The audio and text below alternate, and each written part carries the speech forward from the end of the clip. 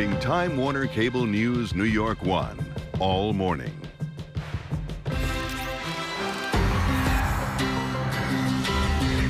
This is Health and Medicine.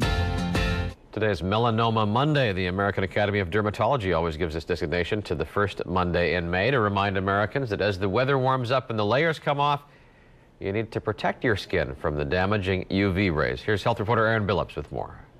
Like many raised on Long Island, Melanie Hyder spent her summers on the beach. You're there all day, you pack lunch, and it's just every Saturday, Sunday. Hyder says she always applied sunscreen, which is why she was surprised when she discovered a funny-looking mole on her leg after reading a magazine article that suggested she do a skin check. The fact that it grew and changed colors was always something that was odd to me. It got just lighter, and then it just started bubbling up, and I thought that was really strange. Dr. Hooman Khorasani eventually removed what turned out to be a melanoma, the most serious form of skin cancer. He urges everyone to know the ABCDEs of melanoma. About 50% of the melanomas come from pre-existing mole, and large majority of the melanomas are diagnosed by patients themselves. A stands for asymmetry. If you draw an imaginary line through the mole, both sides should match.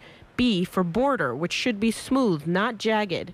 C, look to see if the color of your mole seems to be changing like Hyder's. D, the diameter of the mole should be no larger than a pencil eraser. And E, any evolution in size, shape, itching, or bleeding are also signs you should have a professional take a closer look. We have an epidemic of melanoma. There's about 1 in 52 Americans that were diagnosed with melanoma in 2012. Of invasive melanoma. Melanomas can happen to almost anyone regardless of race. Khorasani says you can protect yourself by wearing hats and sunglasses, avoid running outside between 10 a.m. and 2 p.m. when the UV index is highest. Kids should wear full body suits at the beach, like what Khorasani's sons have on here, and sunscreen should be applied every 40 minutes, 20 if you're in the water. The frequency that they applied is more important than actually the SPF. Hyder now has a scar where the cancer used to be, but it could have been worse if she was less proactive.